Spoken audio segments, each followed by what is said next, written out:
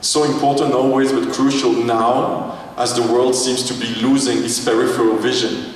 We need to look around us, because the solution is not always in front of us. Sometimes it can be on the side. Whether it's any kind of problem, it can be in ecology, it can be economical, it can be employment, it can be any kind of problems to be solved.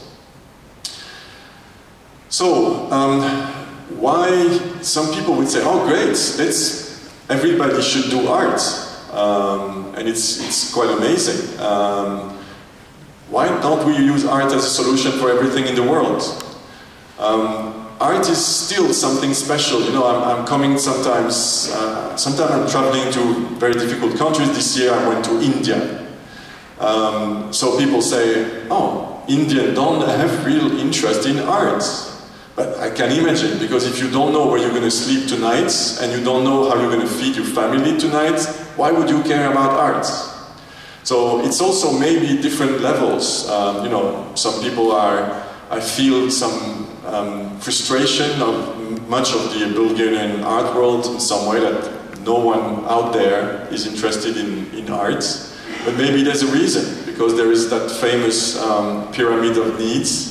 And it's true that to get, you know, art makes part of that last level, which is called the self-fulfillment needs, you know, the need to accomplish yourself, to develop yourself to the highest level. But it comes after many important things, like the basic needs, which are the safety needs. You know, if you risk being shot in the streets, it's difficult to think about a nice painting.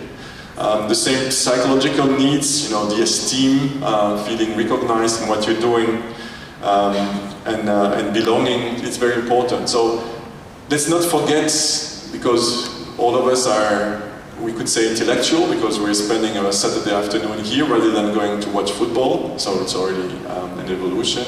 But it doesn't mean that we should say, okay, everybody should do like us. I mean, it's a different kind of needs that we are trying to fulfill with this.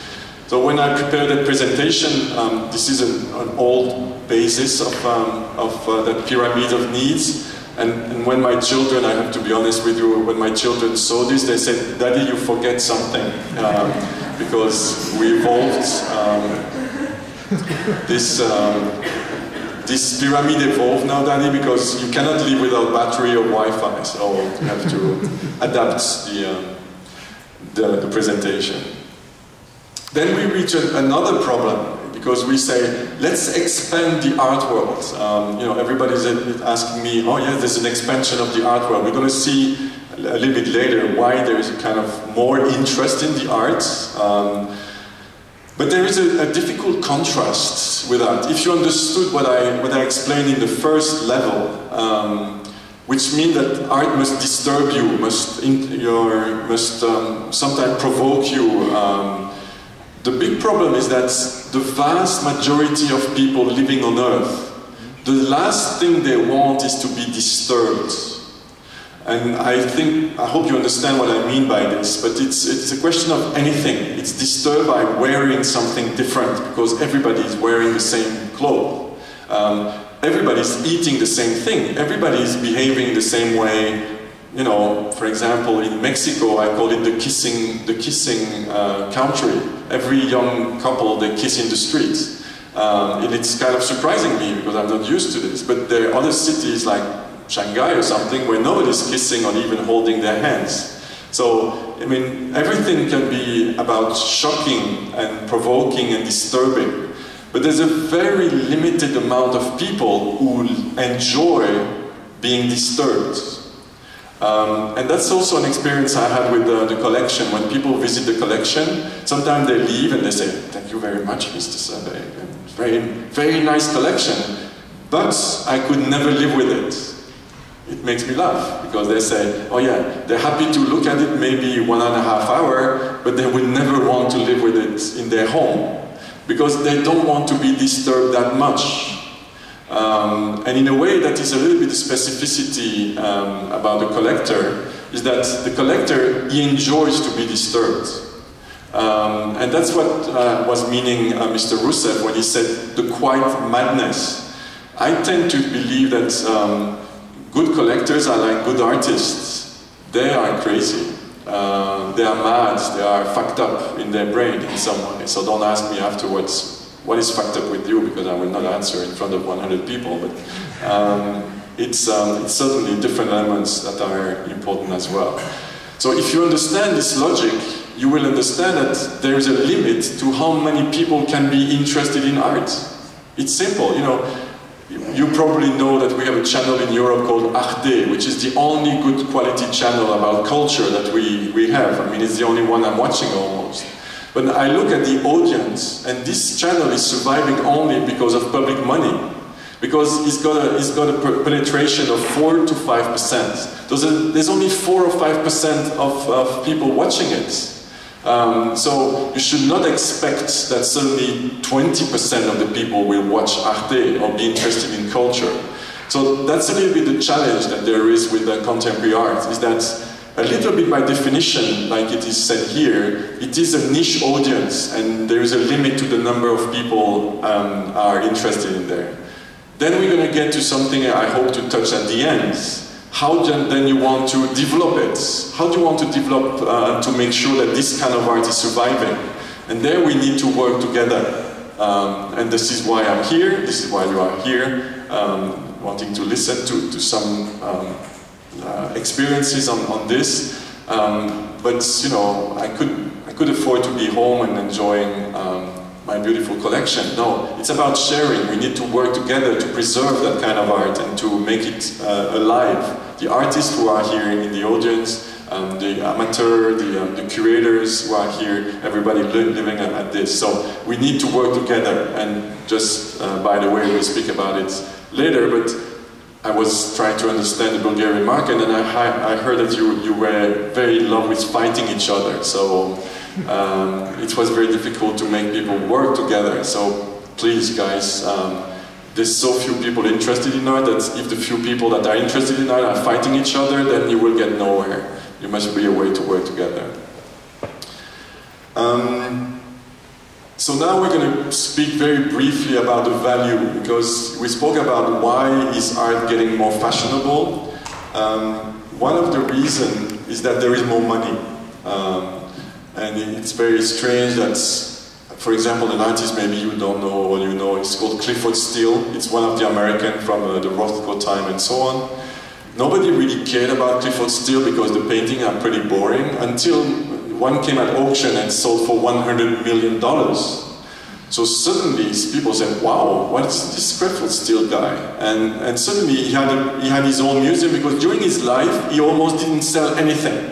So his family and his estate kept something like 1,000 artworks. 1,000, can you imagine that? So they created a museum, I think it's in Philadelphia or something like this, and suddenly people are lining up in the street to come to the Clifford Steele Museum when nobody was going to the Clifford Steele Museum before. So that's the problem that there is that because of its value, people get interested. But they get interested for the wrong reason, because it's the value of money, of the arts. So what is the value of the arts? A journalist just earlier asked me, you know, what is the value? How do you create a value? It's extremely artificial, and I can only say it by the words of one of the biggest art dealer ever, who is Leo Castelli, American legendary art dealer. And he said, you know, what is the difference? Why is Cézanne at the time worth $800,000 when, you know, the paints on it and maybe even the time is maybe worth $2,000? So why is it worth $800,000? Why am I working in this business? We make myth about politics, we make myth about everything. I have to deal with myth from 10 a.m. to 6 p.m. every day, and it's become harder and harder. We live in an age of such rapid obsolescence. Very important. Value can change dramatically. Something which is not fashionable or in the myth can be valued for nothing and goes very high, and today it can go very, very much down. It's a question of myth. My responsibility is the myth-making of myth material, which, if handled properly and imaginatively, is the job of a dealer. So this is a little bit disturbing. And it is particularly important for the people that think that art can be an investment. So I'll be very clear on that. Art is not an investment. So if half of you want to leave, they can leave. art is not about investments. For different reasons, technical, I come back to this later, it is not an asset class, so because it's got no compatibility, no fungibility in any way. So, but it is a myth, so that in fact, the value of art is only depending on what the people put as value, which means that it's a little bit disturbing, because at least a house on that main street worth, you know, tens of thousands of left for many, many years, and it will stay like this. A work of art can go up in value and go down in value, because it's about myth. And depending on the value and the importance of the myth, I take an example. I mean, maybe you heard, what's the name of that photographer who just killed himself? Hamilton. Sir? Hamilton. Yes. David Hamilton, everybody loved David Hamilton. And suddenly he appeared that maybe he raped a few of those little girls that he was photographing a long time ago. And suddenly he was a pariah, and everybody hated him, and it was nightmarish, and finally he committed suicide under that pressure.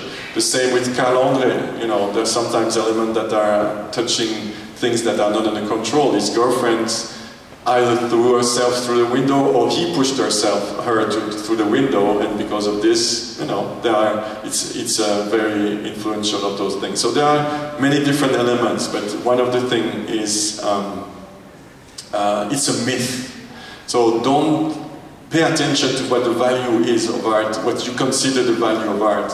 And we even in another time, and we'll get to that a little bit later, when it's not even a question of the myth, but there is a very, one of the most important dealer in the world for art, and she's called Amy Capellazzo from the United States, and she was working at Christie's and Sotheby's. And someone asked her, how do you value those works like Warhol and Rothko, and you put values of 50 million, of $100 million? And she said this very important thing. It's very not often about the value of the work, it's about the value of money for people interested in this work. You understand the difference? Is that for some people, $100 million is the peanuts money.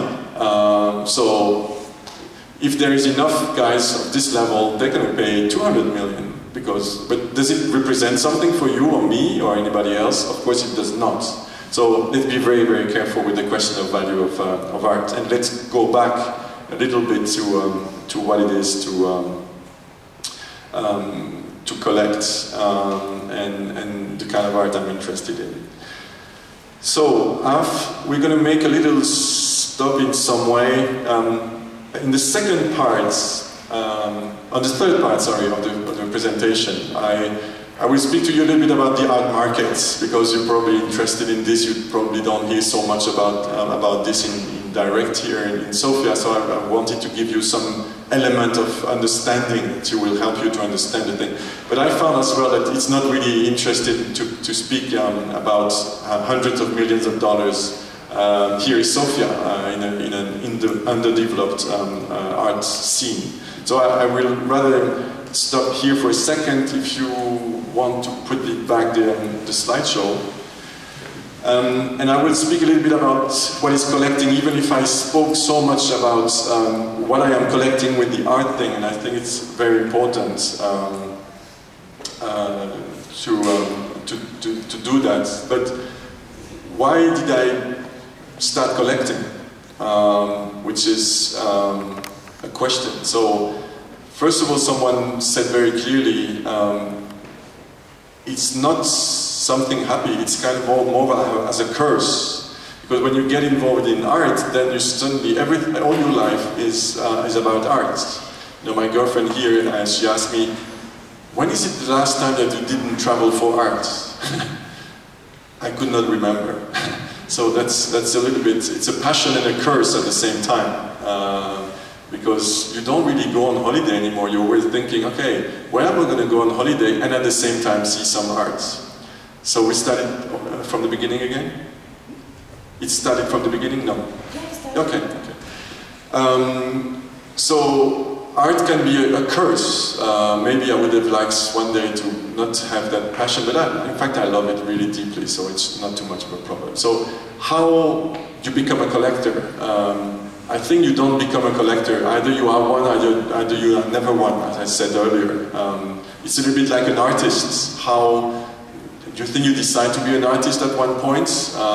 Maybe in the Western world, because in the Western world there is such an infrastructure for culture that you can afford to be an artist and live some kind of life. I don't think that if you want to be an artist in Sofia, it's a very good career plan to make. So it's more because you really want to be an artist and you really want to express something through your art that you want to do it. So I didn't decide one morning to say, what am I going to do today? Okay, I'm going to be a collector. It did not happen like this, so I believe it's in me in some way, because I don't have any background in arts. I never studied art history. My family never ever collected a single work of art. And nothing was bringing me to art in some way. So as I discussed it again with a very important collector here in Sofia, the owner of the Radisson Hotel, where there is good work of art, by the way, if you want to see sometimes. And he said, you know, it's a series of accidents. And it's true, it's accident of my life that suddenly brought me to art. I remember when I was a kid, like 16, 17, I went to New York. And my father was going there for business and I was accompanying him. And what the hell brought me to the MoMA? Why did I go to the MoMA rather than go to Times Square or Central Park? I went to the MoMA, and when I went to the MoMA, I looked at Les Demoiselles d'Avignon and the Starry Night of Van Gogh, and I suddenly had a kind of an orgasm in my head. So I said, wow, it's so beautiful, but I didn't understand what happened to me. So I was sensitive to arts. That's what I realized. And then there were other accidents that happened later in my life. I was looking at some art, and I met again an old friend who was working for big galleries in New York. And so I came to New York a few times, and I started looking at art there. So it developed in kind of different accidents. My job is to work in the stock exchange with bonds and bond trading. But what I realized is when I was going in the museums, I was serene. I found serenity. I found quiet inside myself. So I said, wow, I really like going to museums because it makes me feel well. It makes me feel relaxed. So I said, I want to continue that experience. I'm not drinking alcohol and not taking any drugs. Maybe I should try. But my drug is art. It's having the same effect on me. It's calming me down. So I started saying, okay, how could I have a museum at my home? So, because it's difficult to take the works from the museums, and museums don't sell much. So I started collecting photography, because photography are edition. You can have an edition of 5, 6, 25. So I could actually acquire works and have them home that I saw in the museums. And that's I found very interesting. And I started collecting photography, the one that I've seen in museums. And then suddenly it developed in different directions and different elements, and I started collecting, as I said, many ideas and anything except painting, except a few of them, but look at them because I'm going to sell them. And because I don't know why I bought them eventually. This happened, and then you get to another level because you have acquired a number of works. People start to know about you, and people start to make of you someone interesting just because you acquired art, and so they want to visit you. So I said, okay, come home, and then you get to that other level, which is the sharing. And it's really interesting because, okay, you're considering that you're making me the pleasure to come here, but it's vice versa. You're making me the pleasure of coming here. You're thinking that I'm making you the pleasure to come here, but you are making me the pleasure of coming here, because I would be alone here speaking about art. It would be a little bit annoying. So you are participating to that pleasure I have of sharing that art. And that's something very important as well. So the sharing is one of the very important elements, you know. And that's where you start discovering the elements that are potentially making you a collector. First of all, you must be curious. And I really, really liked that gentleman, the other Mr. Rusev, so the one from the Radisson this time. I thought everybody was called Rusev in Bulgaria, but it's appeared no. And so he said something very interesting. I like to collect things that were beautiful. You remember my thing about beauty? We all start from there normally. But then eventually he said, then suddenly I started to get interested in things I didn't understand. And I surprised myself in being interested in things I didn't understand, and I started from there. And that's really an interesting process. Because sometimes I do a tour of museums or galleries or art fairs with people that say, I know nothing about art, but can I go with you? And I say, okay, come with me.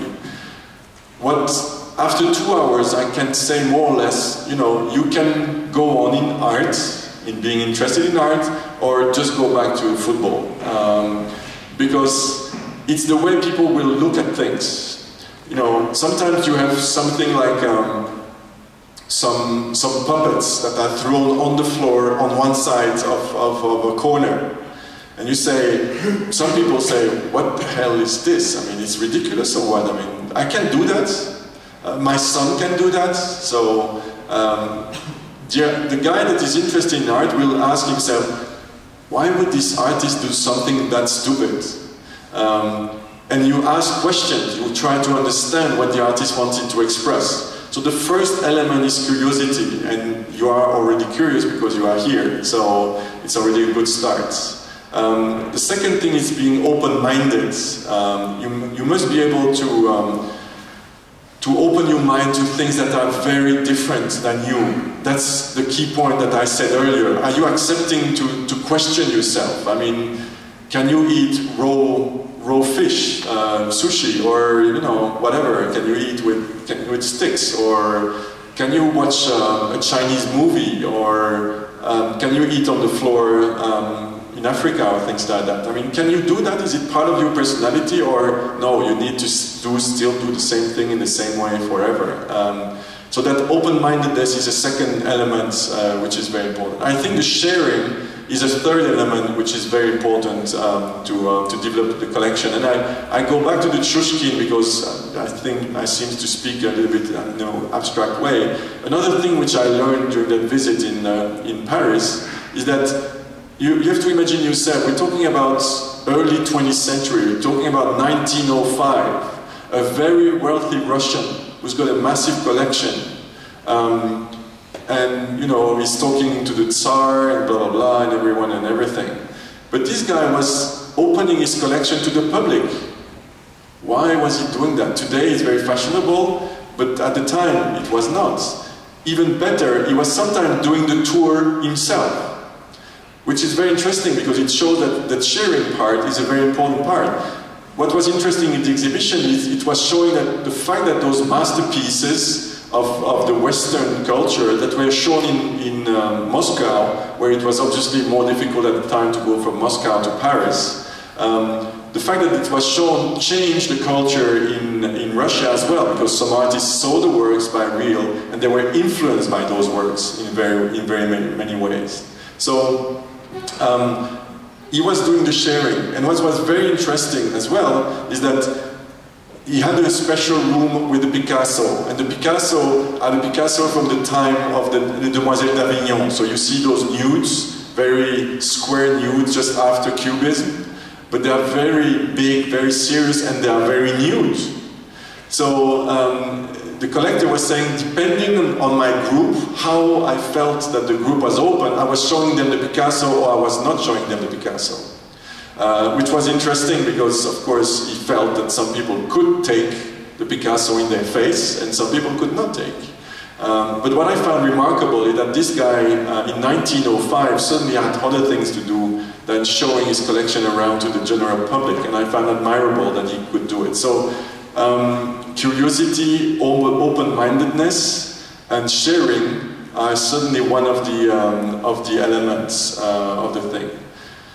Then when you become a collector, you realize that you are doing something important, is that you are buying art that nobody wants to buy, as I said. And yesterday, for example, I'll give you an example. I was in that Bath house in Plovdiv, which I didn't know existed 5 days ago, but it's a very beautiful city. I went to that bath house, and in that bath house I was welcomed by a very enthusiastic young man. I mean, he was 60 years old, but he was still very young in his head. And he was part of a group I'd never heard about. It's called the Edge Group. I don't know what the name is in Bulgaria. Sorry? Okay. And what was amazing is the kind of art he was doing. We're talking about 1989, just after the fall of the wall. He started to make performance with this group of friends, of artists, speaking about the factory, the next door factory, the steel factory that was next door, and that could be polluting the water around. And they did a work of art in the park at the springtime and so on. And he was doing different interventions. They were not doing art that's paintings like there are on those walls, but they were creating amazingly high quality art. What was funny for me is that I consider this art extremely important, because this is really a period of the history of Bulgaria at a time when they were, and what they were doing was extremely intelligent as well. So what was crazy is that the ceiling was falling on all the work of art, because the paint from the ceiling, because it's very, very humid, that place, it's falling on the thing. So in a way, I would like to say we need to preserve this, because if they leave those paintings for much more longer in this bathhouse, it's going to be killed, destroyed, and nobody else, your children, your grandchildren, and your great-grandchildren will never be able to enjoy this. So the collector sometimes would be tempted to say, okay, I will preserve this. It has no market value, it has no prestige value either, but it is very important to preserve it. And I think it's the role of a collector as well, is to preserve those works of art for the future generation. As I said, if you do your job properly, I mean, like the Chushkin, nobody wanted his Matisse at the time. Even him, he didn't want them. So, but what changed that many years after, they were very valuable and very precious. And then in a way, he can give them back to someone. They go back to the market and they go back or something, but he did his job of preserving them. And I think it's very important. And even in a collection like mine, there are many works of art which are very fragile. And we spend a lot of time and quite a lot of money in preserving the work of art, in storing them in the right circumstances. In restoring them when they are harmed. You know, this is a Richard Tuttle, for example, is extremely fragile. So if I don't pay attention, look at those kind of works. I mean, it can be harmed and very, very, very much. This is a work of art from an Indonesian artist, but it is all wood. This is fully in paper. It is all in paper. So the element of preservation, of course, it's easier to collect paintings. I mean, because you can really accumulate a lot of them in a very small room. But I still believe it's less interesting in terms of medium of what the people are creating today. So when I saw those, that Edge group yesterday, I said, someone must preserve those works, because they are really amazingly important. And then I'm wondering, who's going to do that? I mean, either a Bulgarian or I can do it if they want. You know, I'd be happy to acquire those works and preserve them for you, but make sure that in 50 years you're going to build a museum and put them in the museum, because it's going to be your work in some way. And that's also the role of a collector in some way. We are kind of intermediary. We're intermediary between the present and the future. Because we may be preserving works that are important, and when we give them back, and maybe we put them back in museum. It made me think about, I was in New York one day visiting a major collector with big pieces of Jeff Koons and Basquiat, really fantastic masterpieces. And I was talking to him and I said, wow, I'm very impressed by the MoMA and the Guggenheim, and wow, you have really fantastic museums here in the US. And he said, why are you saying that? I mean, all what those guys are doing is waiting for guys like me to die. Because I'm the collector. And they cannot, once they discovered Kunz, they could not afford to buy Kunz anymore. And it's the same here. I mean, the really important works of art, they cannot afford to buy them. So all they can hope is that people like me will give them. And it's true, the MoMA collection is based on 2 or 3 major collections that were at the base of the museum. The Whitney Museum, the same. Today, the most important work they discover is works that are given by collectors. So yes, the collectors have an important role to play.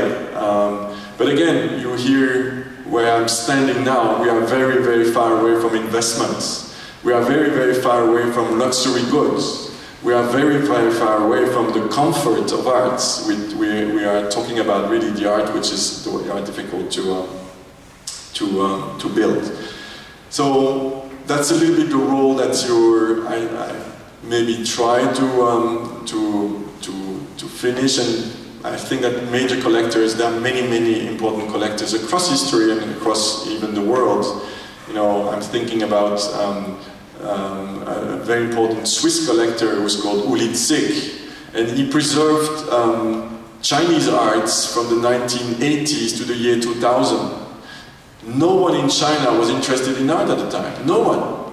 And so there needed to be an ambassador from Switzerland to do this, and I heard that there was an ambassador here of Switzerland in Bulgaria as well that did a pretty good job in trying to, and when I read that description in the document I read those last days, I mean, I really strongly recommend you to read that document. It was on the website of the Open Arts Foundation. It's really an amazing analysis of what the Bulgarian market is. So please, for whoever didn't see it ever, read it from page 1 to last page. It's really very interesting work.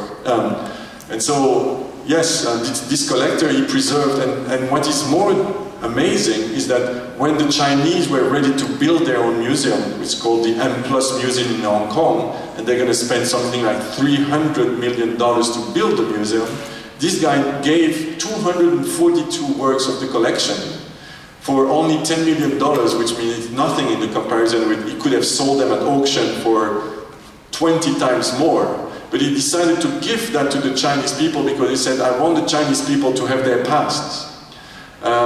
So I'm sounding a little bit idealistic in there, but that's what I mean by a collaboration between artists, us, the collector, you, the public. I mean, we must work together. How can we preserve those works?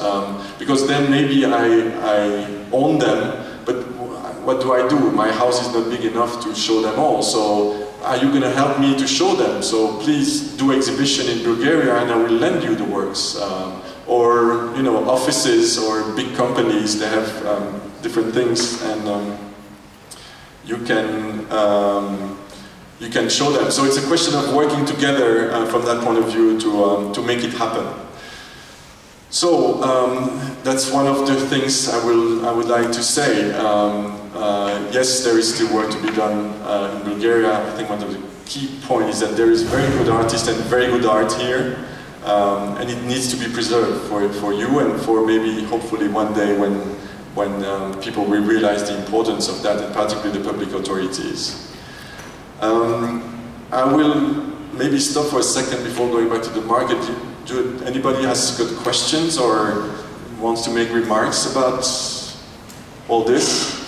Or you're all asleep already? Yes, I like you. Thank you. Can someone give a microphone? Or? Come closer. Come closer. I think it's a pretty angelic, the relationship between the collectors and the institutions, talking about the MoMA, the Whitney, etc. The trustees are all collectors, and when they give works, the condition these works are going to be exhibited, and you know what? The money comes up, you know, the value comes up suddenly. And you were talking about the Clifford Still. still was nobody until there was a museum that exhibited still. And the same happened to Gaston a long time ago already. Gaston was ignored for a long time. Nobody paid attention, and suddenly it comes back. Why? Because one big collector decides that he's going to give 5 Gastons to the MoMA. And then suddenly the whole thing comes up like this. And you have this complicity between the market, between the institutions, the collectors, the Gagosians, and the Pinot, all the fucking... what's that better? Okay, I will take it now. So it's part of it. So I see you don't like my angelic way of seeing things. Yes, I like it. I try to avoid the subject of the money, and I managed because I lasted 1 hour without speaking about money. So you want to speak about money? No. Sorry? You spoke about it. It was underlined, of course. Yes. But the thing is, you know... We appreciate the give and the sharing. Actually, I'm not there.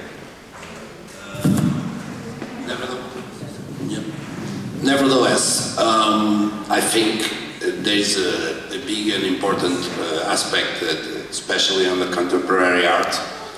It's the definition of who. I understand the concept that let's collect what we don't like, because we are conditioned by what already exists, so we have to be open-minded. But at a certain point there will be a definition if it is interesting or not, because it can't be, you know, I can take all my life without liking it, you know, because that doesn't make sense, you know. So at a certain point the collector is also the person that defines what will be the next, you know. And on that we are depending on your trust. We trust you to tell us what will be important or not. You know? Yeah. Basically that. So go on. But nevertheless, I think it's important, especially the point that you referred, and it's the relation between you and institutions in order to show us which will have interests or not, especially here. Thank you. Okay. Those two questions will bring me in 2 directions, and I'll get to the money just after this, I promise. But I speak now, I'll be clear. You're talking about the institution and the collectors. You are missing a few people in there. The artists, the curators, the gallerists. All of them have a very important role, because I'm buying from the gallerists. And if gallerists like Veselina and Catherine were not doing the job of going to all those bloody studios, seeing tons of shit, and saying, okay, this artist is important, I would not get to see it. I'm already arriving at the point when a pre-selection has been made.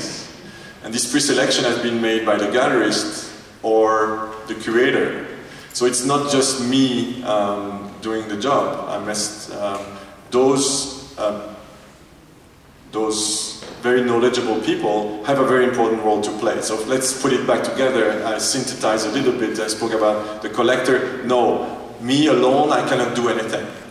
It's very clear. Do you imagine me having to make some money to pay for the art and going around the whole day seeing artists? And, you know, to get the trust of artists, you need to get drunk with them 50 times per year, and so on and so on. So it's a bit offending. I don't drink alcohol. It's a bit offending. Yeah. I'm not drinking any alcohol, that's why I don't hang up with artists anyway. So I'm joking, of course. But I'm also collecting. Wonderful. So you see why collectors are not mixing with artists, they don't drink alcohol.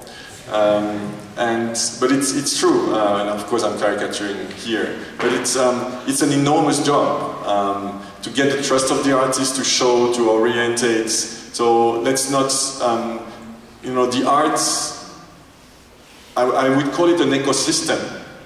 And I think I'm going to cut one of the questions of my moderator because I wanted to speak about it. I said, but I don't know how I'm going to speak about it, so asked me a question at the end, but I'll speak about it now.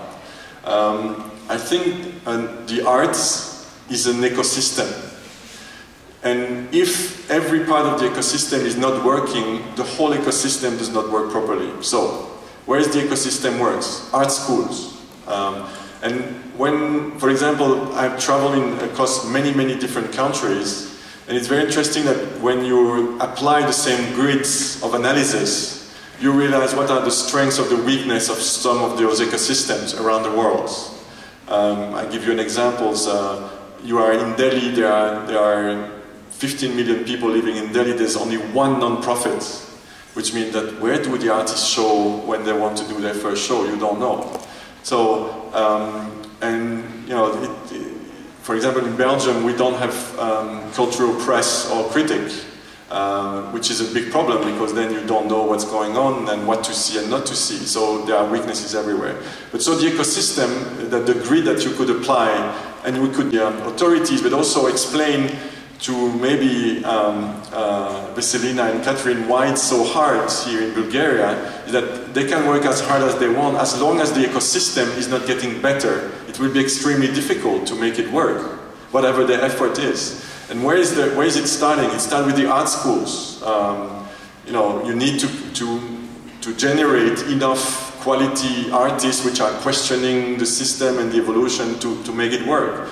Then what is the first step? Is where do they show? Mostly they show in artist space or non-profits. You know, something, an apartment that is left over, and someone do a show there, but there must be a public, because there must be some people interested in art, which means that it's also the general education, which gives some importance to culture in general. Then how do you find those artist space? You need the curator or the critic, because if there's something happening and you don't know, and not someone you trust tells you, you should see that show, you will not go.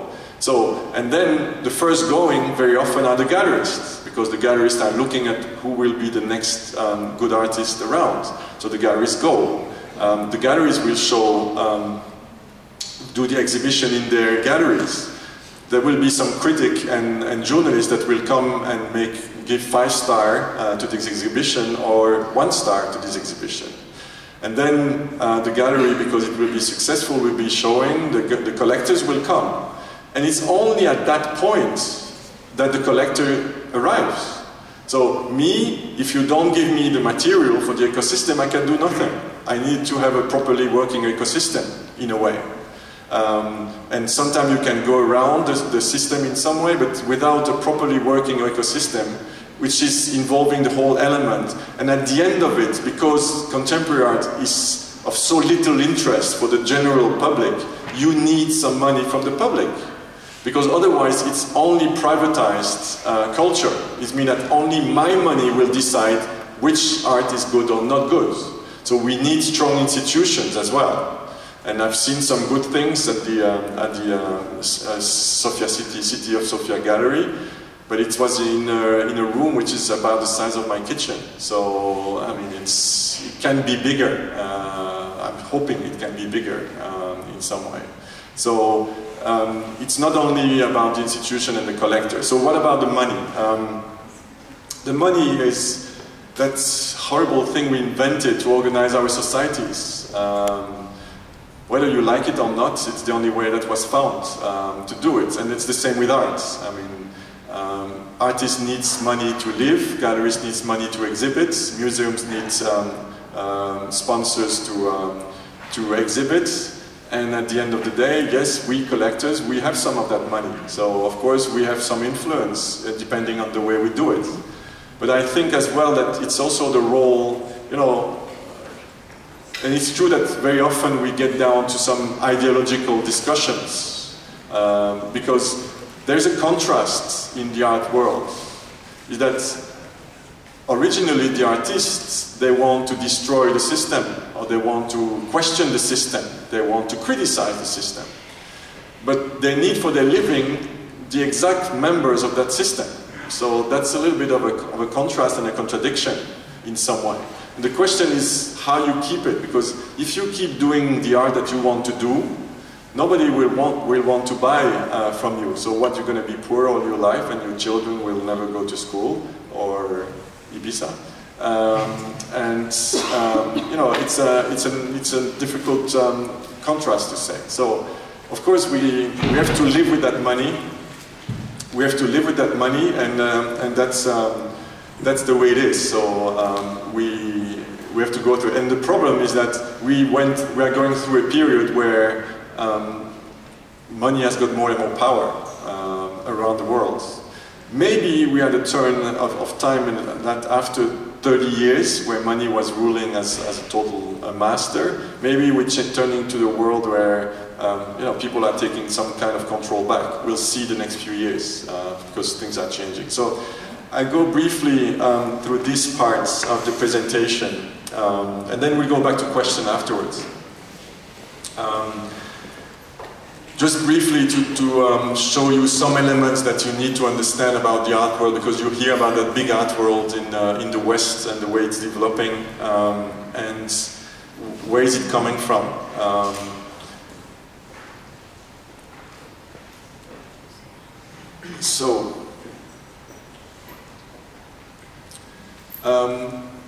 What changed in the world, and I show you some slides about that in 1 second, is that a few years ago, and I know it because I'm involved in this art world since 1995, 97, something like this, so it's about 20 years now. When I started, nobody cared about art. Nobody cared. A little bit like in Bulgaria, but everywhere in the world. So it was really the way it is. And then suddenly things have been changing dramatically in the last 6 years, 6, 7 years, or maybe 10 years. I'll show you the figures. What happens is that previously everyone that was involved in the art were kind of connoisseurs. They knew about art, they've been spending time in art for many great number of years. And suddenly you have new money getting into the arts. There were new buyers. And it's very logical. I mean, those new buyers, they come with money, they know nothing about art. What do you think they're going to buy? What they like. Abstract painting. Because it's fitting very well with the sofa, and it's not disturbing them, but it gives them the feeling, I am involved in art. And it's very chic to be in art those days. So that's that's the first thing that they do. It started very slow, and then it got very much accelerated, and I show you how accelerated it became. And the big problem is that today we reach a point, and that's where we get to my last part of the presentation, is that it gets so fast and so big that the buyers are forcing on the artists what they should produce. Because today, as an artist, if you are a sculptor, if you are doing photography, you are doing video, you don't do painting, you won't make a living. So even the galleries are pushing you to do paintings as well. So it's a dangerous evolution, and sometimes I even say, with a very pessimistic view, even on a worldwide basis, I think that there could be a lost generation, because artists today have to pass through the gates of the market to be able to survive, and they produce what the market wants. But is it what is art to be about? I don't think so. So we could be missing a generation from that point of view. So where is it coming from? Very simple. Everybody heard about the 1% now. There are T-shirts about it and everything. So, but it's just fascinating. I mean, you see those graphs. It's the concentration of wealth among the 1% and the 0.1%. Not always everybody sees graph about this every time. So you see, this is 1923. I'm sorry, 1923, 1930. So this is Gatsby the Magnifique. You know, Gatsby the Great. You remember? You know, Rockefeller and all the guys driving the big things, and all the poor people on the side. That was here. Okay. And so it went all the way down to the 1970s, where there was a reduction of that concentration of power. And then something changed, and I will not get into details, but it started with Ronald Reagan, the opening of China, the falling of the Berlin Wall, which suddenly made the capitalists enjoying the time of their life, taxes going down as well. So overall, with globalization, you had a concentration of wealth. Even if you see, we're reaching the levels of the 1920s. So it is a movement which is very, very serious and important. So this is even more the 1% of 1%. So that's a very important graph, and that you should, this is the only one you should remember from this part of the presentation on art and money, is that how do you want to measure the size of the art world? Because people say, oh, the art world has been growing, but how do you measure this? This graph is very important, because what is contemporary art? You have to agree to a definition. In this case, contemporary art is artists born after 1960, if I remember. Okay? So this is contemporary art, born after 1960. What is the turnover at auction? The auction is the only place where you have figures. So you cannot go to galleries and ask them how much they're selling, so you need to have the auction levels. So if you take the artists born after 1960, sold all over the world, except China, because it's so problematic, the auction business there, that you take them out, not to blow up the whole system, the whole things. So in 2001, so you see it very small here. So in 2002 even, it was $42 million. It's quite incredible, because now with the figures we're speaking about the Rothko at 100 million and so on, 42 million is nothing in terms of on a worldwide basis. What is amazing is, this is 2002, 42 million. This is 2007, $846 million under the same computation. So that means that in only 5 years, the size of the art market multiplied by 21. Okay? This is what changed the whole system and made it suddenly attractive to the market, attractive for anything. This is what changed the whole thing. The problem is that even in my environment, there are people who say, oh, it was so much nicer before. Oh, why is it all this and all the art fairs and all the auction houses and all the millions and everything? Why can't we go back? We will never go back. The problem is that we will never go back, because even there was some crisis, but we stay at that level of $800 million. So this is really a dramatic change. And this dramatic change means that the whole system must change as well. And I think it's very important to understand that. Because at the time it was like a club.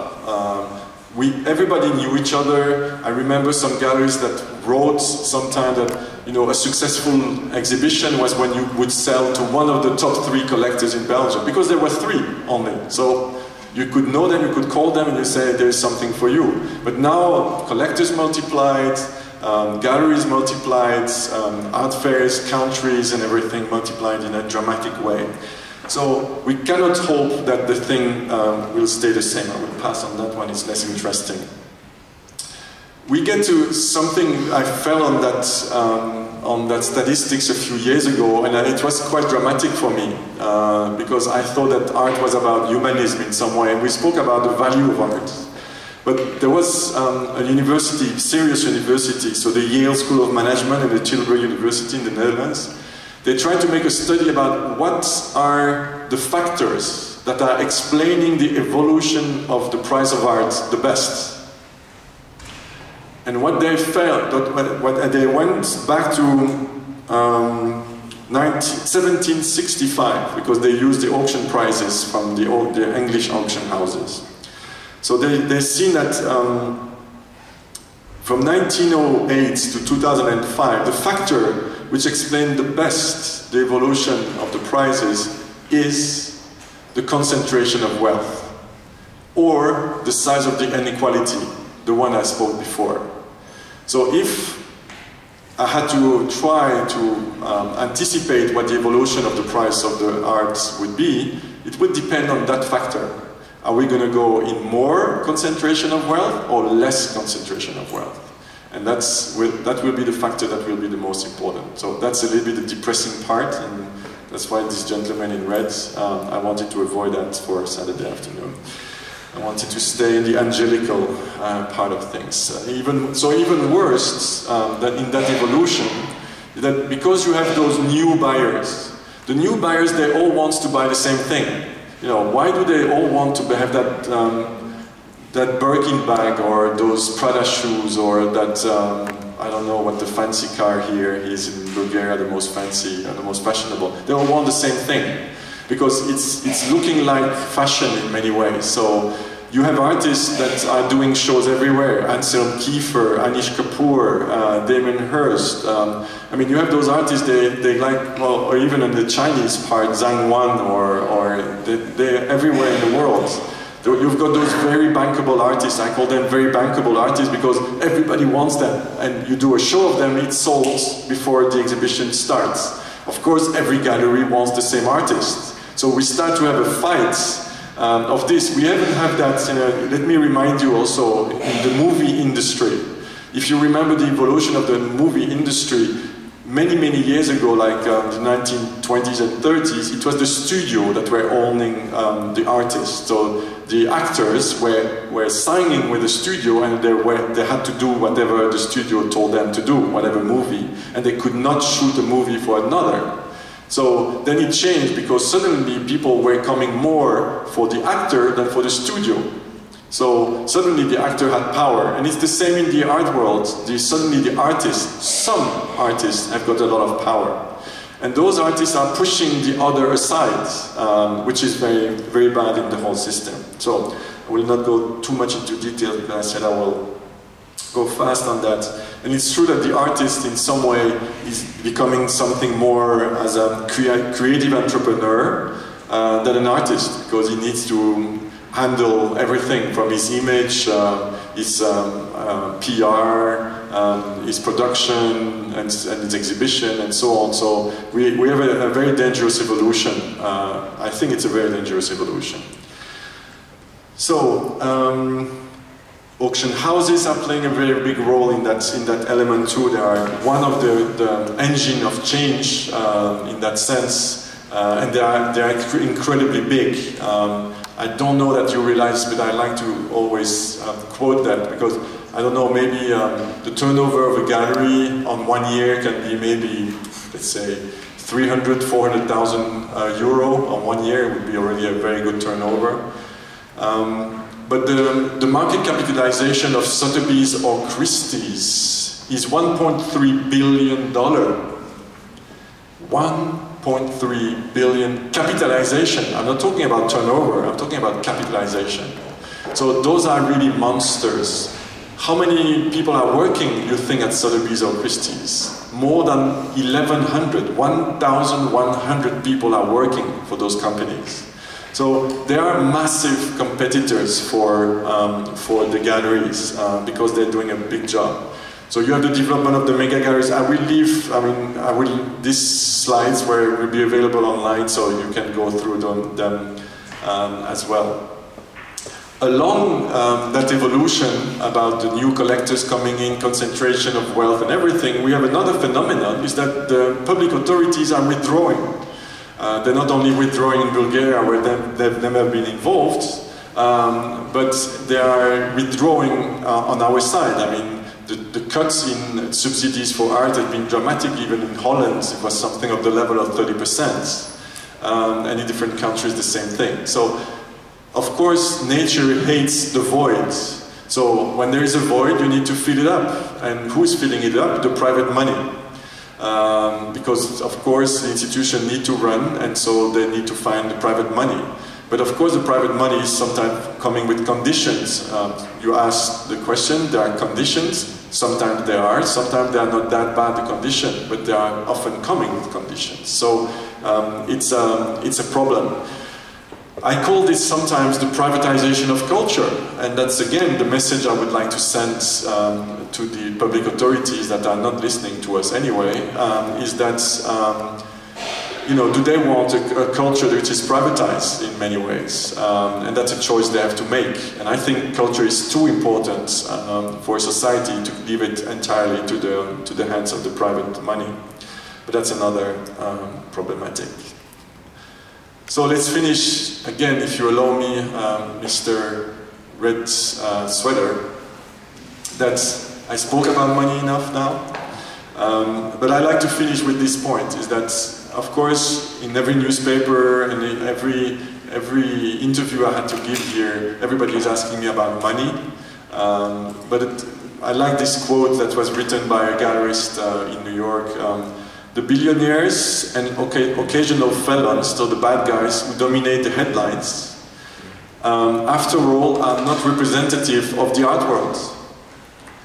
Below the tip of the pyramid, there exist many thousands of collectors, dealers, art historians, critics, curators, and artists who are deeply committed to and knowledgeable about art. They are motivated neither by money nor by glory, because there is little of either in what they do. They recognize the responsibilities of their chosen profession, and they feel fortunate to be spending their life with beautiful objects that they love. Art has always been partly about money, but it has never been entirely about money. By definition, collectors must have a surfeit of income after their material needs are met. However, unlike other luxuries enjoyed by the wealthy, art also serves a redemptive function. So that's what one of the points I'd like to finish on this, to meet each other on that thing. Yes, I'm not 100% angelic, I'm not, but there is something else, and that is our responsibility, all of us in this room, is to try to allow this kind of art to evolve and be preserved. And I can do my part, you can do your part as well. So, among the new developments, this is more about these elements, but I come back to my idea of an ecosystem. So, the money is ruling, you are right, money is winning, no doubt. But how do we preserve an ecosystem under that money? That kind of big art markets with hundreds of millions of dollars. How do we preserve it with that money? I take two lines. First of all, professionalization. Second, closer cooperation across the fences. Because too often, collectors don't go to the right galleries because they prefer the fancy galleries that are giving big dinners in the fancy restaurant. But they need to go to the gallerist. Collectors need to understand the role of the gallerist, the important role of the gallerist. They need to support it. Maybe they can make some savings by buying directly for the artist, but this is no good for no one at the end. Neither for the artist, neither for the gallerist, neither for the ecosystem as a whole. So we need to be responsible across all the fences. So professionalization. You would be surprised how much in Europe it is problematic the question is, what do we do with an art space as a gallerist? Because so few people come to visit. Do we need an art space? So we need to think about how to make it involved. This is not only limited to Sofia, it's really limited to, you know, I heard a Barcelona gallerist telling me, a very good gallerist, he told me, you know, I haven't had a collector in the gallery in the last 3 months. Are you kidding? I mean, 3 months without a gallerist? I mean, I would close my shop if I didn't have a visitor. You have some visitors, the students and the unemployed and so on, but not having real collectors in your space would be very problematic. So you need to think about how to animate it. A way to animate it is maybe to do some presentation like this one in the gallery. I mean, with less people, of course. But to do presentation, if the artist is a good public speaker, he should be speaking in the gallery or somewhere else to make it something more like a forum. It's the direction where a lot of museums and a lot of galleries are going to the West. In the West, they are going into making the art space a forum. where we can meet, we can discuss. This is why I was very happy to see in Plovdiv that Art News Cafe. It's a very good idea. It could be inside the gallery as well. Fortunately, the gallery is just next door, so it's quite easy. But so we need to develop this. So there are different elements that I'm describing here. The art world has got to accept, because too often I hear galleries saying, yeah, but I don't want to do this as if it was a business. But I'm sorry guys, today, if you don't treat it as a business, you're going to die very quickly. So you need to use a little bit of professional and business strategies, otherwise you're going to be dead. So it's not a question of, I want it. If you don't want it, leave the business, you will not get there. So, social media.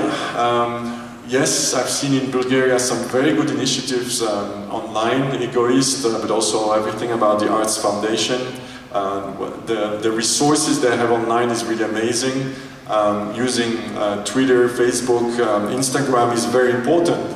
But you know, sometimes even on a worldwide basis, there are many artists in the West that are selling directly from Instagram. So if you are a good artist, rather than just hoping someone will come across you in Plovdiv or Sofia, I mean, look at what the other artists do on Instagram and try to use Instagram in a smart way. And you could sell your, I mean, I know some artists that have been so surprised to sell works to the United States or Canada or Brazil or many different things. So you have to think in a clever way, because otherwise you will have no future. So cooperation across the fences, that's very important. One of the first point is the relationship between the gallery of the artists. You know, at the time it was kind of a family relationship, but today money is involved. So when money is involved, things are becoming difficult. And in that case, it's always better to sign a contract. I mean, to avoid a problem, sign a contract. So you need to think about all those elements, which are very important as well. Between gallerists, I'm so disappointed to hear when, I mean, you remember what I told you, the 1.3 billion company with 1,100 people? They are your competitors.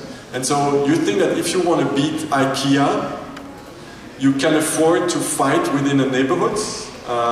Say, no, I don't want to work with this guy, I don't like him, I don't like her, she's a woman, she's a Jewish, he's a Jewish, he's black, he's Rome, he's whatever, and so on. And you can choose who you're going to work with like you. I mean, sorry guys, you're going to be flattened before you realize it. You need to work among each other all the time.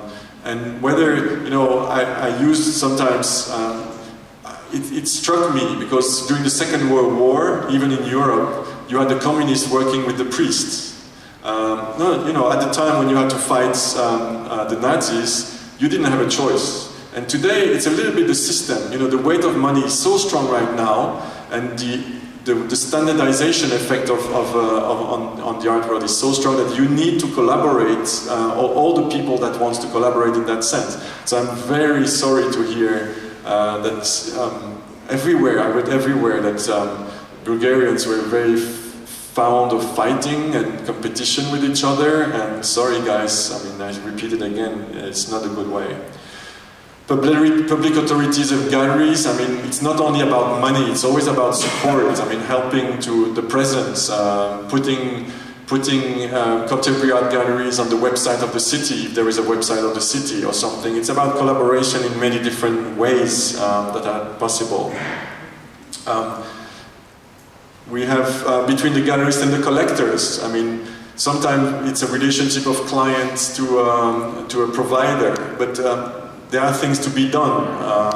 You know, for example, about the production of works. An artist wants to produce a work, he needs 2,000 euro to do it because he wants to do it in bronze, but the gallery doesn't have the money. So why not to try to discuss with the artist, the collector, and the collector can finance the edition of 3 and get 1 edition for the production price, for example, with different conditions linked to this. So there are different ways of doing, but it's time now to speak to each other.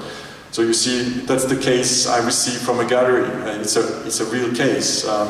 Dear Alen Servе, the cost of the production hire are too expensive for my young gallery, so I have a proposal. Would you consider a co-production of the works for the fair? In return for the cost associated with the logistic and hire of equipment, we could supply you with the rights and contract to reproduce the works for your collection.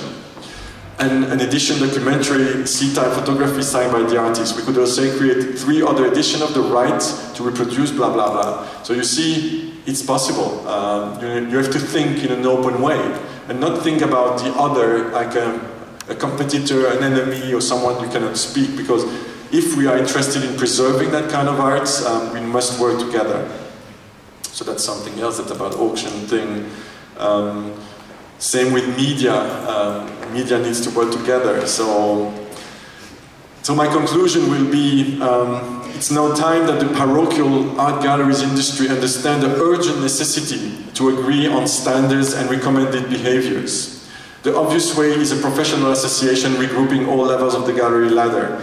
And this is not applying to your country, it's applying to many, many countries in the West. The problem of the galleries are very big right now, and the survival is really in question. So the alternative could be extinction, as there are too many participants with no ethics who are spoiling gravely the experience for customers. So don't think everything is rosy in the West right now. So private museums are also a way, and I hope there will be some, you know, it's very surprising. In Indonesia, suddenly there's a billionaire who says, you know, I want to build a museum for Indonesian art because the public authorities cannot do it. So I really hope that some very wealthy Bulgarian will take things in hand, and a few €100,000 a year will be able to build something, a very strong infrastructure that will create a whole ecosystem around it. So I really hope someone will appear for that element. In the West, it appears more to the West and think why are artists poor is because there are too many artists in our sides of the world. So that's another problem. Too much. So that's my conclusion. So I have questions if you want, or you have been very courageous, so you could head out as well.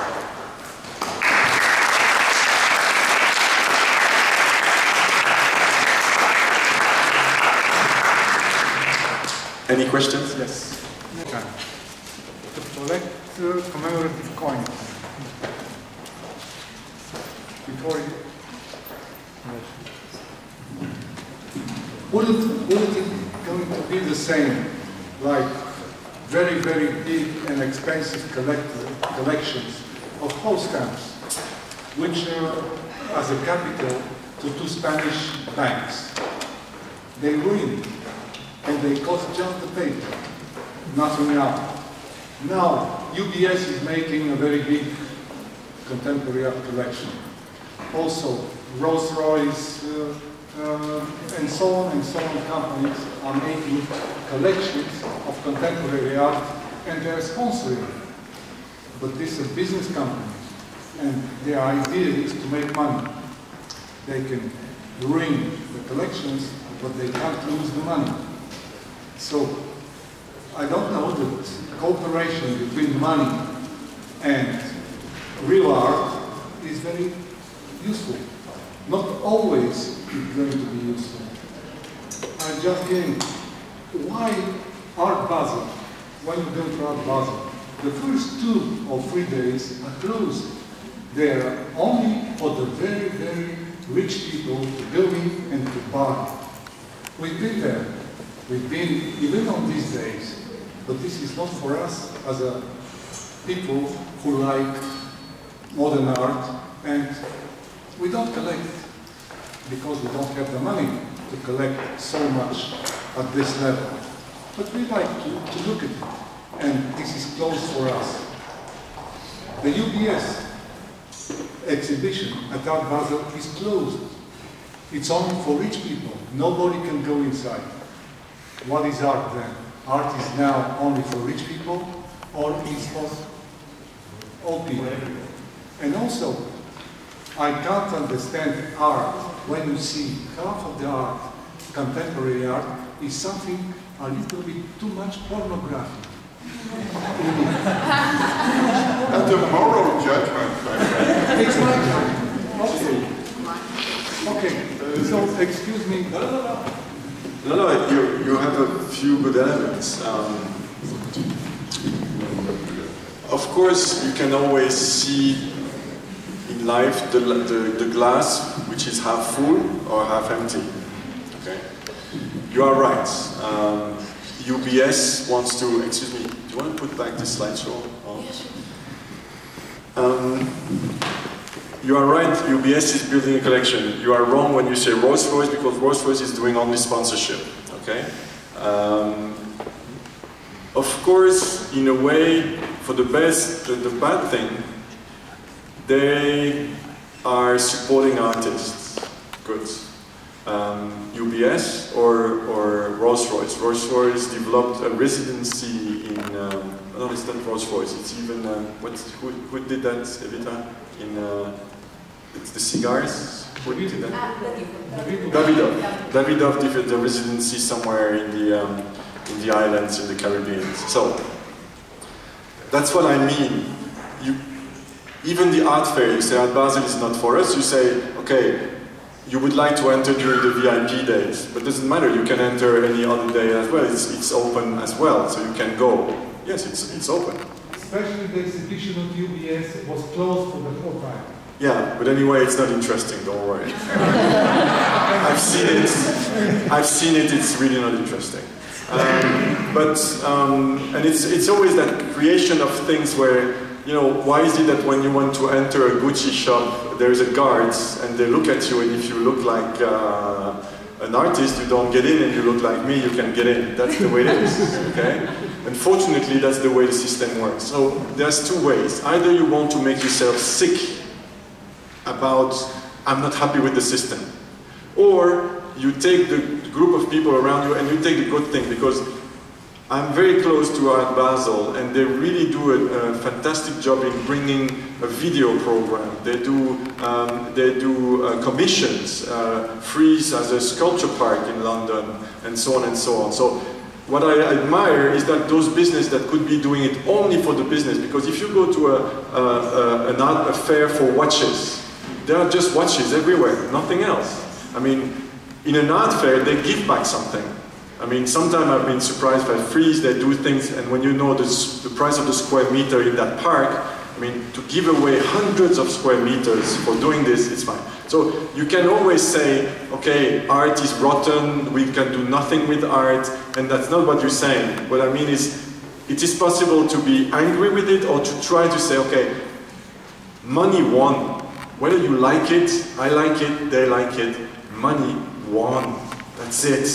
So you can hope it will be returning. We could go back to 1917. It didn't work either. Okay? So, and you know it perfectly well, it didn't work. So what I mean is, let's try to let them play with their toys.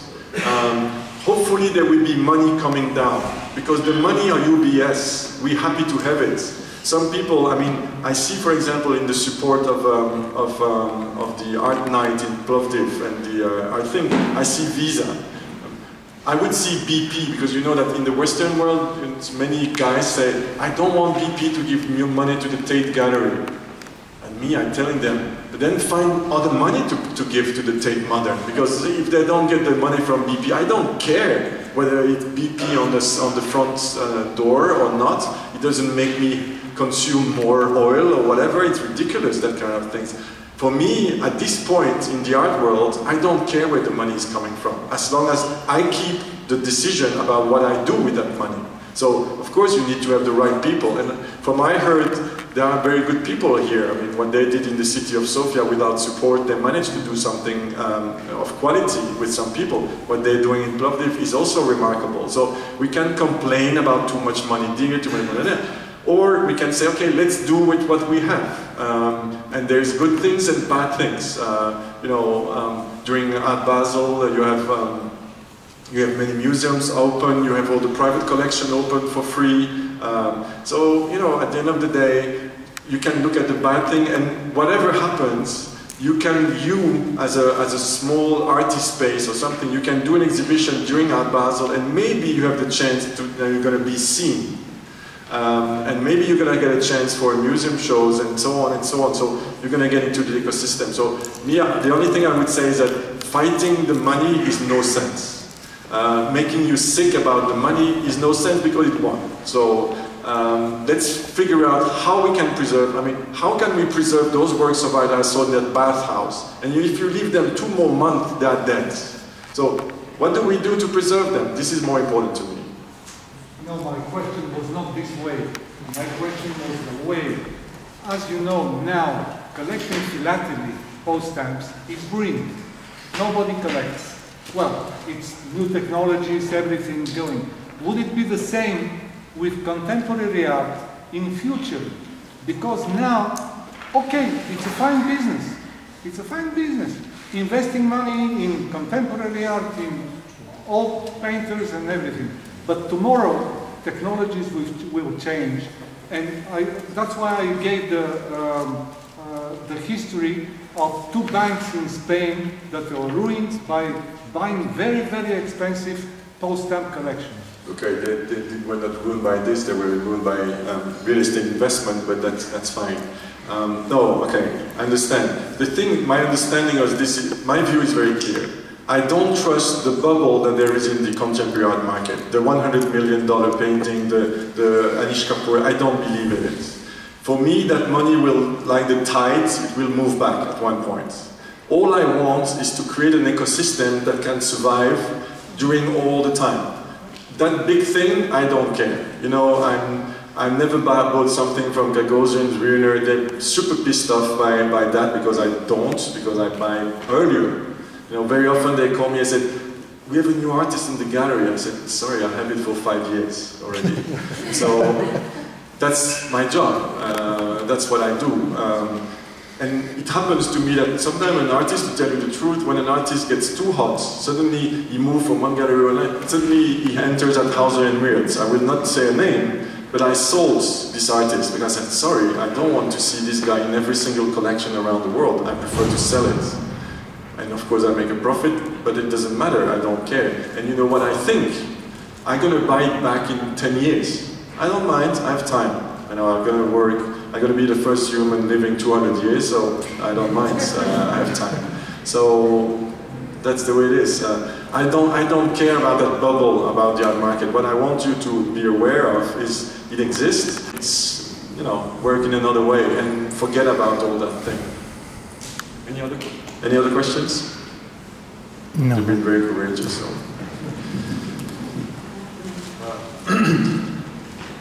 Thank you very much for the broad map that you drew today on the ecosystem of art, but I would be very curious to hear more about the images that we were watching all the time and the way you choose certain authors, certain works, whether you follow medium or you follow trends or... Okay, I'll be brief because there's not so much time anymore, but so as I explained during the talk, I started with photography because I like the photography. And it's a very interesting medium. It's evolving still. For example, I'm going every year to the Arles Festival of Photography, which is for me the best festival of photography if you need to keep aware of that thing. So I keep buying photography, but I felt confident enough to go in other medium. And sculptures was there. I started also collecting digital arts. You know, you'll see an example in the lobby of the Radisson. There is Tabor Robak, an artist, I don't know what nationality it is, but it's digital art, which means that it's an animation, but at the bottom you have the headlines from CNN coming live. So it's something of creating an interaction. It's coming back to my analysis of, if you look at the history as I described it, you know, Impressionist linked to the Industrial Revolution, the Dadaists being a direct consequence of the First World War and the butchery of the First World War, the Surrealism coming on the back of the translation of the theory of dreams by Freud, the pop art coming from the consumption society after the Second World War, and so on and so on and so on. So if someone asks me the question, what do you think will be the relevant arts when we're going to look at 2000, the year 2000, when we are in 2100? What are we going to be remembering about our time, you think? And that's what I'm trying to collect in many ways. And I think a few of them, I would say, one is digital art. I mean, if anything changed us, it's about anything touching the internet or the computers. So if there are artists creating good works, works of art, which is mean questioning you, it's not a gadget. I hate gadgets about digital art. You know, the thing that do pops and you laugh for 1/2 second and then it's finished, or a GIF or something like that. No interest. I mean, it's really something that is meaning something about our. I take an example. I have a work of art where the artist hacked the Google image. And he managed that every 30 seconds, he managed to show on the screen the most searched image on Google, but Google US, Google Germany, Google Italia, Google India, and so on. So I have that in my living room, and it's fascinating because you come back half an hour later, all the images are different.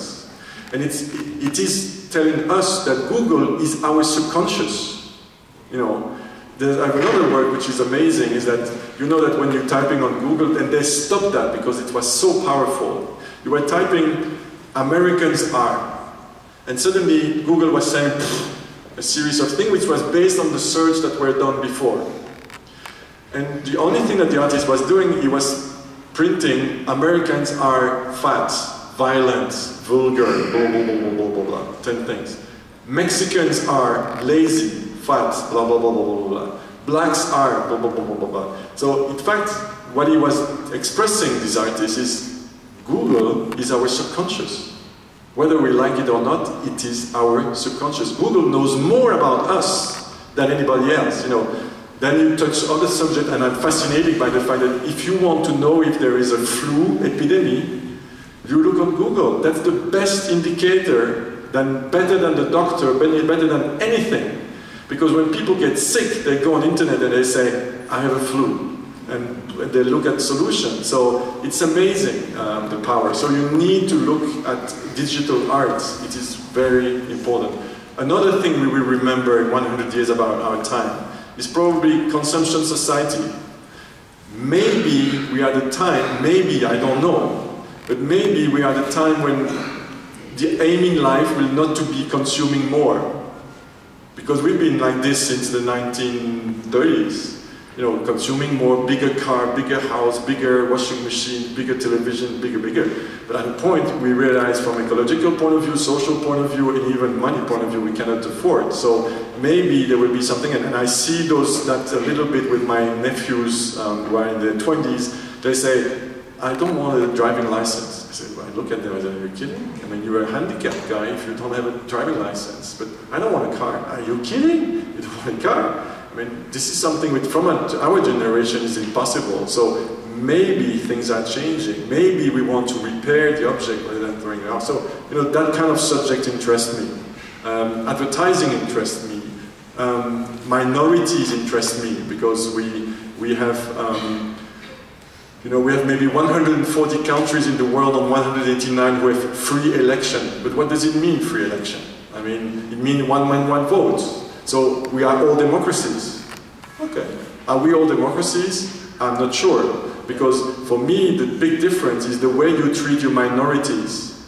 I mean, the winner, how will they treat the minorities, the one that didn't give them the votes? You know, how do the Americans treat the blacks and the Hispanic and so on? How do, I don't know, the Bulgarians treat the Russian speakers and whatever, or the Estonian, the Baltic countries? I mean, there are many different problems. How do the Irish people treat the people the gay people?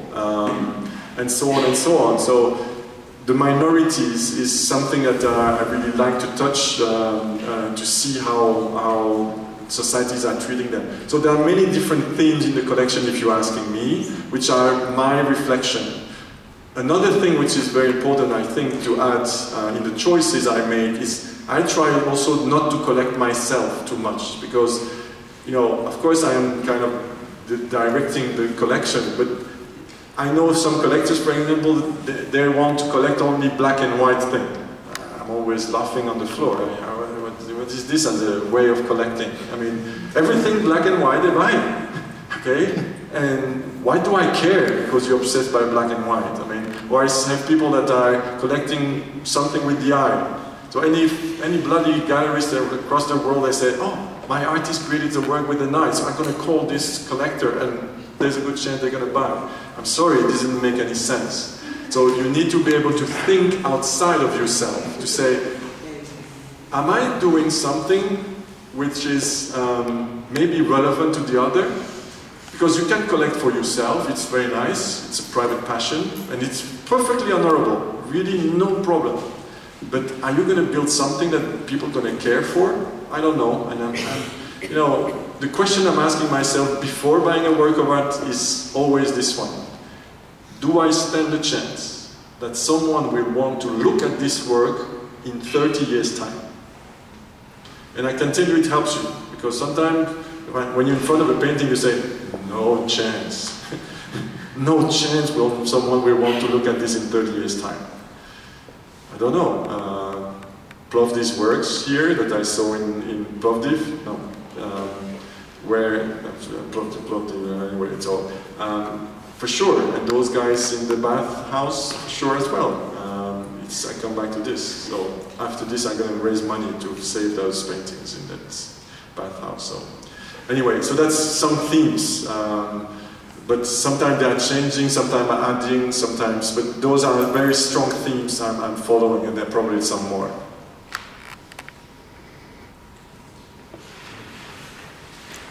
So yes, some comments. This is digital. This is a Dutch artist, photographer, and he's transforming all those images and he's creating those things. The same here. This is entirely digital. So the photograph takes 100 pictures of this, and then he put them together, he scanned them, and with a program he did. This is a digital art.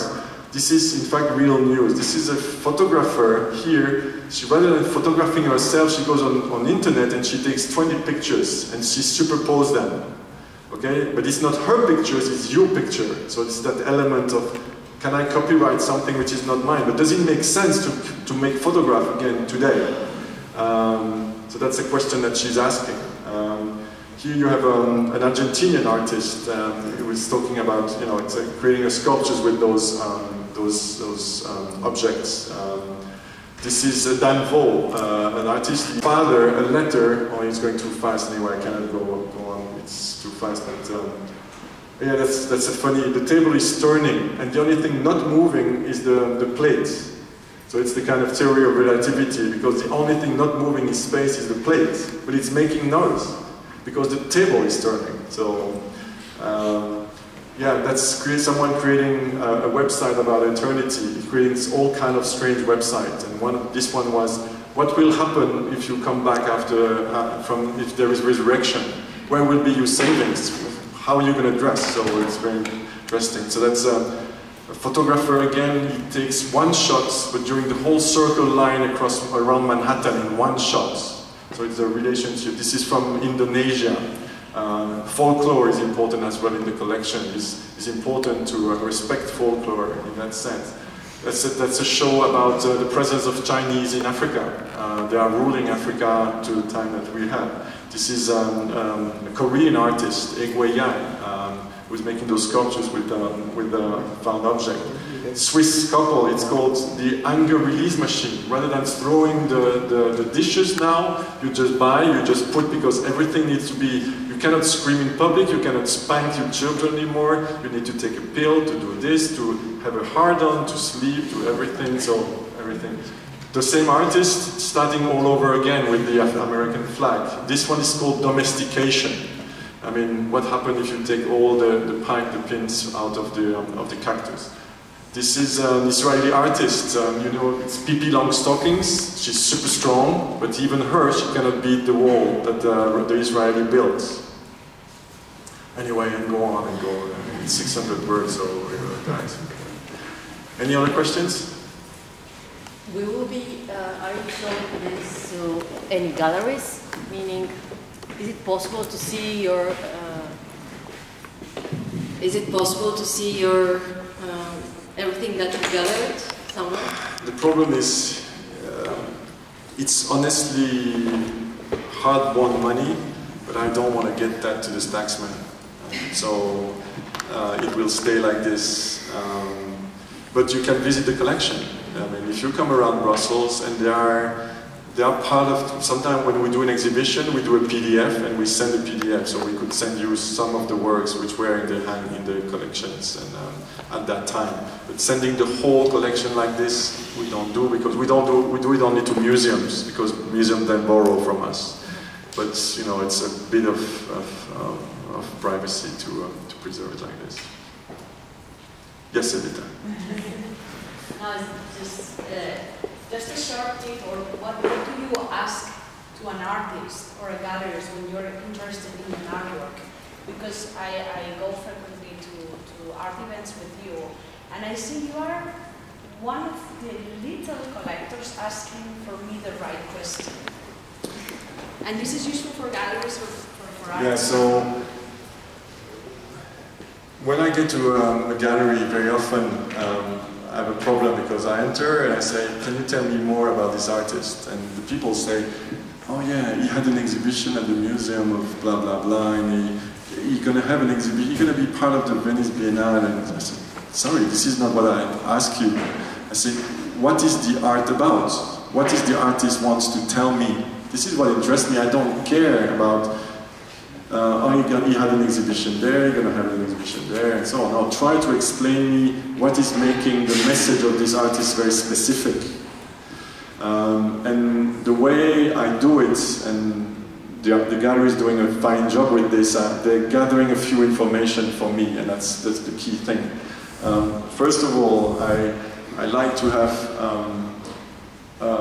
an academic text, which means that someone wrote about this artist from outside. They're judging the artist,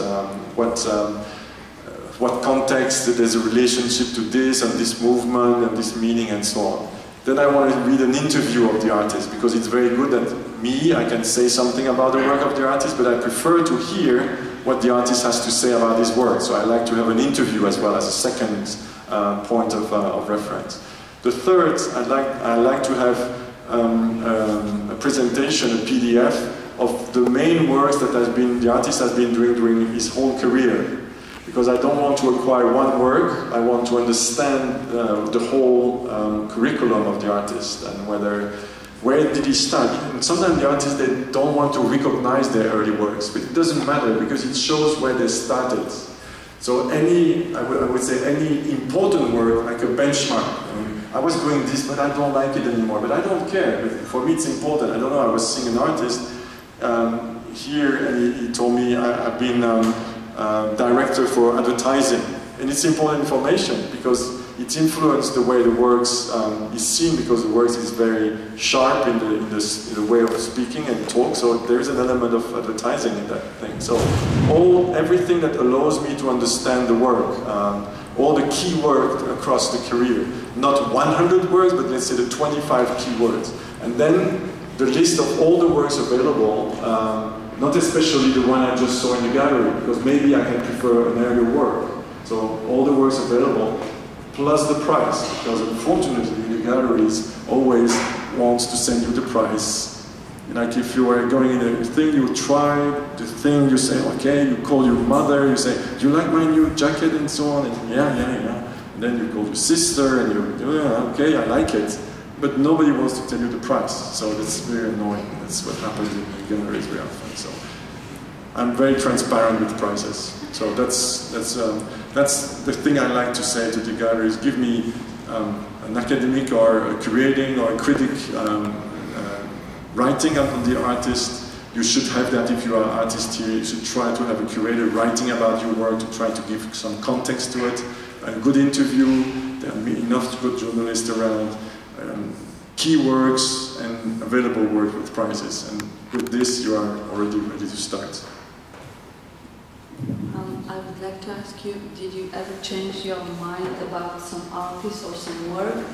And did you, how many of your collections did you sell and for what reason? And finally, did you have a profit? Great work, this one. You see, this one it's called Dream Holidays, but it's entirely composed of losing lottery tickets because people, you see. So it's a big work, but it's very important work. So it's very funny. 20 years of collecting, a few hundred works. I won't say exactly the number, and then maybe I sold 15. And it's only because mostly they were doubles. I mean, I don't know, I bought a picture of Hans Belmer, but then I bought the whole book, so I didn't need to have the single image anymore, so I sold the image. Or I wanted to buy a large painting from an artist, but I could not access it, so I bought a small one, then I got a large one. So eventually I sold the small one. So, but in a way, I respect the mistakes I make. Even if really today, when I look at the entirety of the collection like this, I say, really, the few paintings I have, I should not have them. So I'm going to sell them probably. Because still people like a little bit of painting, so maybe it's the time to get rid of them. About profits, why does it matter? I mean, of course there's a lot of losses and there's a few gains. But it doesn't matter. I mean, it's not about money. Nan Goldin, photography of Nan Goldin. When did you buy them? When? Yeah, one of the first works I bought Nan Goldin very early. This is very early, something like 98. And Nan Goldin was the first artist I bought. Nan Goldin and Andre Serrano. Sorry? So that's Nan Goldin. It's about, people say it's very exhibitionist and voyeur, but for me it's about love. It's those people that you love, you just photograph them without taking care whether they're beautiful, whether they're in good conditions, or so on. This is an interesting work. This is again digital, that some is doing collage from images from internet and put them back together on internet. You see, so he's creating collage from images from the internet and going back to their internet afterwards. Daniel Gordon, America. It's a little bit pornographic, I'm sorry. Yeah, I like it, you know, that's consumption society, you know, those objects, we could nail them like insects. You know, they look like insects in a box. That's Dan Graham. It's also a little bit out of the collection, should not be there. Yeah, that's kind of graffiti in the toilets, but the way they are presented, because those toilet graffiti are very revealing of many things. So that's the way they are shot. This is Brazilian. Yeah, again, strange photography. It's looking like something in the jungle, but it's just land. So it could be ostriches or whatever birds. And the same here. It looks like crabs, but they are forms. Because art is always also something which helps you to look better, because you see the crabs behind the form. So why is it that I see the crab behind the form? This is Japanese, this is Indian, this is about Pakistan and India. In fact, in porcelain, you're putting some bones from beef. The problem is you cannot kill beef in India, so the bones are coming from Pakistan, so it's a lot of other things. This is Japanese, it's about fashion and painting. Because it's sculptures of clothing. This is Finnish. It's about the fact that more and more we are making entertaining nature. That, you know, there are places where you go, you look, you take a picture, there's sunset and you leave, but it's kind of entertaining of nature. This is Japanese. This is a river going through Tokyo, but it is not transformed. This is a French